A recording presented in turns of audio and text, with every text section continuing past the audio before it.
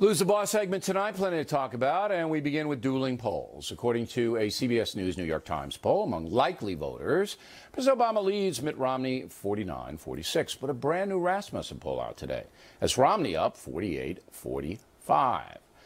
You may remember Rasmussen was the most accurate pollster in 2008. Here now, the mighty Fox business anchor, Lou Dobbs. Now, when you're looking at these polls in the middle of September, right? Do they mean anything right now? Sure, they give an indication as to where this race is, and it's where it was just about a month ago, and that is extremely tight. The Rasmussen poll, as you point out, the most accurate in 2008, it is also the outlier right now. And because of its record of accuracy, the folks who are really the consensus here are now more worried about not being lined up with Rasmussen. That would be my guess. Okay. Now, I don't believe that the polls really matter until the debates begin. Because I think a lot of people, and this year is different than most other years, because ideology is not going to drive this vote. Right. Wallet is. The wallet's going to drive the vote. And I think Mitt Romney's making an enormous mistake by not concentrating on gas prices. Gas prices now are hovering $4 a gallon. An astronomical jump in the last 2 weeks. And some of it is the chaos in the Middle East. But there's, as we just talked about, always chaos in the Middle East. But a lot of it is the government printing a lot of dollars. And then the oil sheiks say, you want to print that money and devalue it, right? We're going to charge you more money for the oil. And that's what's happening. It's $100 a barrel now. It's $100 a barrel, and gas prices right now, Bill, are only 6% higher than they were a year ago. They have doubled in price since President Obama took office. More than double. Just over. And the fact is that is not a terrible performance. Remember, it was back in February that President Obama was saying, you know, we're going to bring my fraud task force to bear. We're going to investigate what's going on with these prices. I think you're misreading it. See, the fat cats in the stock market are doing well because the stock market's way up. Right. And Dobbs, to his credit, predicted, I don't know, about 6 months ago, he said, hang on to your stocks. Almost a year ago. On this broadcast. Exactly. Right? And I did. I actually listened to you, Dobbs. It's the first time in history. And I held on. I'll accept the check later. No, you're not getting any check. All right? But the regular folks who don't have a lot of stocks, you know, trying to get by, they're getting hammered at that gas pump. They're getting hammered at the gas pump. There's no hope for them. And well, there's hope. There's hope because we've still got an election.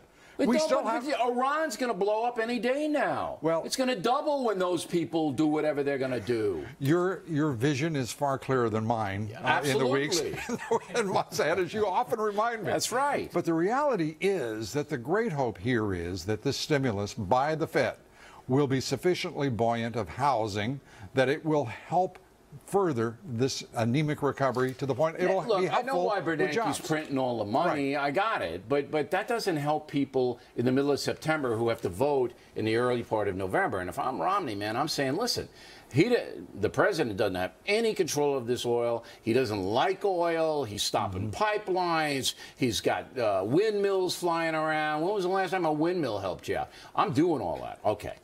Did you see the brothers on last night, Brother Smiley and Brother West? Absolutely. All right. Absolutely. So the brothers came on, and we liked them. I mean, they're well-intentioned people. And I'm trying to tell them that if you look at the unemployment rate, college graduates are doing okay. They're working. 4% unemployment among college graduates. And the fact is that education is the great determinant of whether or not you're employed or not. But they say that's not true anymore. I disagree with it, and I want to get your opinion on it. Well, the facts disagree with them as well. When we look at the unemployment amongst whites in this country, right now, whites are at 7% unemployment. Hispanics are at 10%, and blacks at 14%. And it correlates not by race, by education. But by education. That's right. And over that period, those with a BA, 4% unemployed, and it just rises astronomically to the point that when you don't have a high school diploma, you're not in the market. Here in New York City, you can go from kindergarten to your bachelor degree free. Right. Free. Right. They have a system whereby you don't have to pay anything. You get the public school system, you ride the rocket, and then you get into the college system where there's all kinds of ways, and if you're poor, I mean.